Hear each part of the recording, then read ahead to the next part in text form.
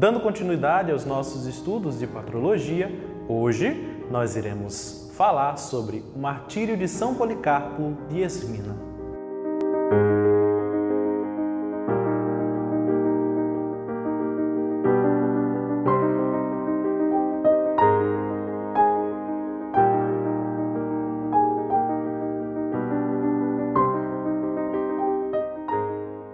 Esmirna é a terceira maior cidade da Turquia, depois de Ankara e Istambul, e é o lar de um dos principais portos do país. Estando localizada no Mediterrâneo, a cidade possui uma história extraordinária, abrangendo cerca de 5.000 anos, e está entre as cidades mais cosmopolitas da Turquia, com muitos sítios arqueológicos relativos às civilizações grega, romana e bizantina.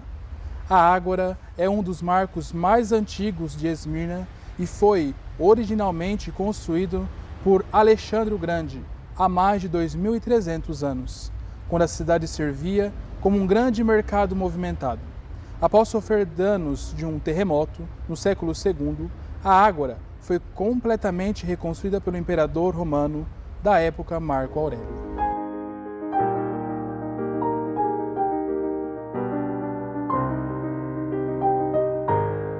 São Policarpo foi um dos padres apostólicos mais ilustres da Igreja.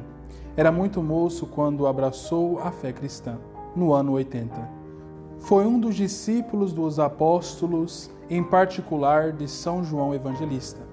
Foi por essa mesma razão que foi feito bispo de Esmirna.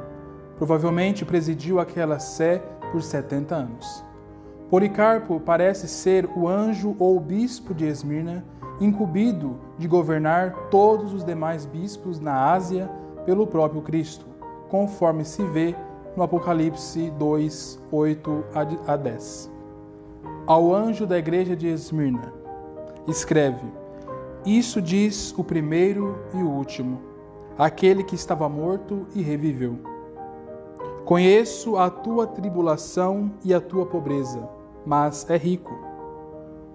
O que se dizem judeus te injuriam, porém são uma sinagoga de Satanás. Não temas o que deverás padecer, pois o diabo vai pôr na prisão alguns de vós, e sofrereis durante 10 dias. Sê fiel até a morte, e te darei a coroa da vida. Este santo era respeitado pelos fiéis ao ponto da veneração. Instruiu vários santos discípulos, entre os quais se encontram Santo Irineu e São Papias. Durante o ano de 158, fez uma viagem de caridade a Roma para dialogar com o Papa Aniceto sobre certos pontos da disciplina, sobretudo à época da celebração da Santa Páscoa. Na ocasião, Santo Aniceto, para lhe demonstrar respeito, concedeu-lhe a honra de celebrar a Eucaristia em sua própria igreja. No 6º ano de governo dos imperadores Marco Aurélio e Lúcio Vério, sendo Estácio Quadrado procônsul da Ásia, deu-se início naquela província uma violenta perseguição, em que fiéis deram as mais heróicas provas de coragem e amor a Deus. Não houve tortura ou engenho cruel que não se tentasse para obrigá-los a se curvar ao culto pagão daqueles tempos.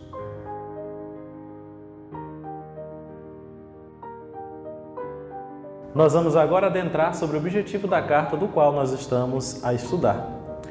E logo nós nos fazemos a pergunta de cara: qual o objetivo da carta?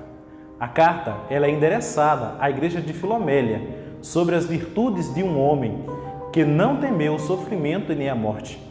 Este é o primeiro texto cristão que descreve o martírio e também o primeiro a usar o título de Mártir para designar um cristão morto pela fé. O texto parece ter sofrido influência da narração semelhantes do judaísmo do 2º e 3º Macabeus.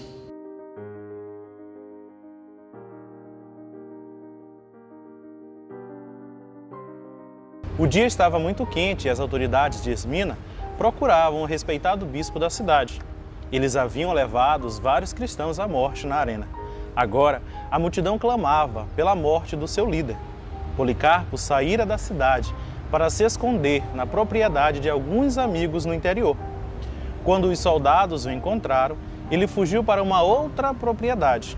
Embora o idoso bispo não tivesse medo da morte e quisesse permanecer na cidade, seus amigos insistiram para que se escondesse, talvez com medo de que sua morte desmoralizasse a igreja.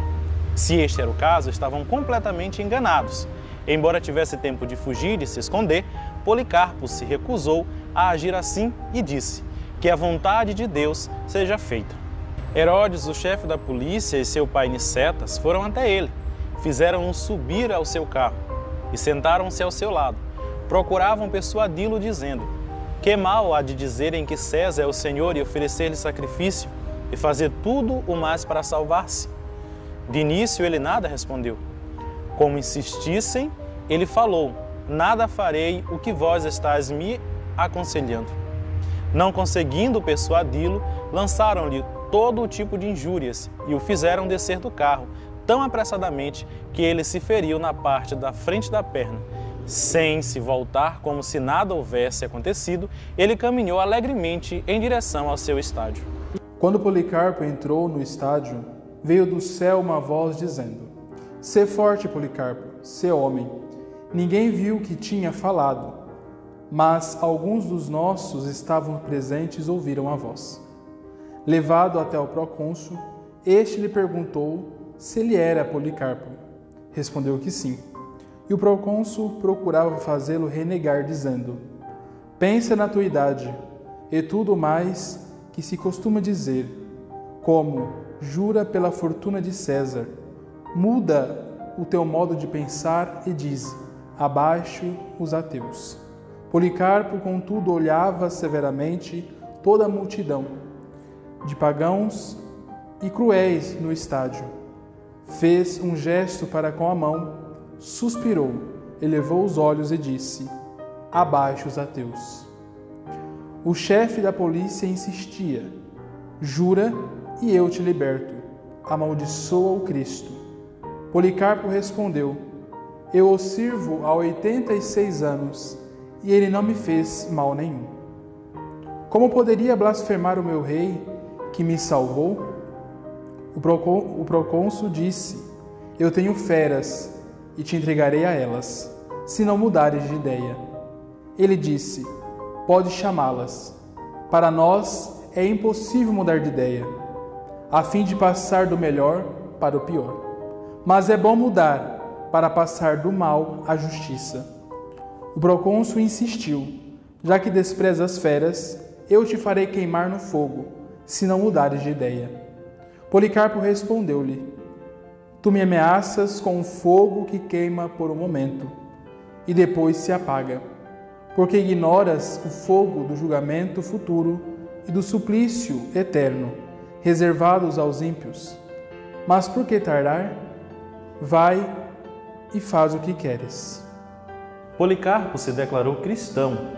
A essas palavras do arauto, toda a multidão de pagãos e judeus moradores de Esmina, com furor incontido, começou a gritar: eis o mestre da Ásia, o pai dos cristãos, o destruidor de nossos deuses. É ele que ensina muita gente a não sacrificar e não a adorar. Então, unânimes se puseram a gritar que Policarpo fosse queimado vivo. Devia cumprir-se a visão que lhe fora mostrada. Enquanto rezava, ele tinha visto o travesseiro pegando fogo e dissera profeticamente aos fiéis que estavam com ele: devo ser queimado vivo.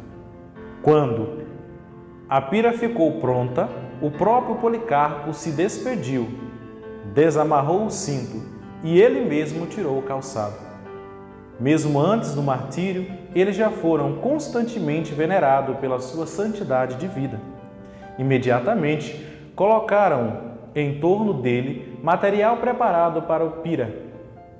Como queriam pregá-lo, ele disse: deixai-me assim. Aquele que me concede força para suportar o fogo, dai-me-á força para permanecer imóvel na fogueira, também sem a proteção de vossos pregos. Então, não o pregaram, mas o amarraram. Quando ele ergueu o seu amém e terminou sua oração, os homens da pira acenderam o fogo. Ele estava no meio, não como carne que queima, mas como pão que assa, como ouro ou prata, brilhando na fornalha. Sentimos então um perfume semelhante à báfora de incenso, outro aroma precioso. Por fim, vendo que o fogo não podia consumir o seu corpo, os ímpios ordenaram que o carrasco o fosse dar o golpe de misericórdia, com um punhal. Feito isso, jorrou tanto sangue que apagou o fogo. As autoridades tinham medo de que as pessoas começassem a cultuá-lo. São Policarpo foi martirizado no início do mês Xântico, no 12º dia, o 7º dia antes das calendas de março. No dia e na hora que Policarpo sofria o martírio, Irineu, encontrando-se em Roma, ouviu uma voz como trombeta que dizia: Policarpo foi martirizado. Pois quem quiser salvar a sua vida, vai perdê-la, e quem perder a sua vida por causa de mim, vai encontrá-la. Portanto, o mártir é aquele que entrega de maneira definitiva a sua vida por Cristo. Não há lugar para o medo, mas sim para a esperança. Não há momento em que Deus manifesta com maior evidência seu poder, tampouco oferece provas mais fortes e maravilhosas de sua ternura e amor à sua igreja, do que quando permite que ela padeça sob o jugo da opressão das piores perseguições. Em parte alguma, pode sua graça parecer mais triunfante do que na vitória de seus mártires. São Policarpo é exemplo de virtude para nós, pois mesmo diante das tribulações, provocações e escárnios, sobre enfrentar a morte num ato de fortaleza. São Policarpo, rogai por nós.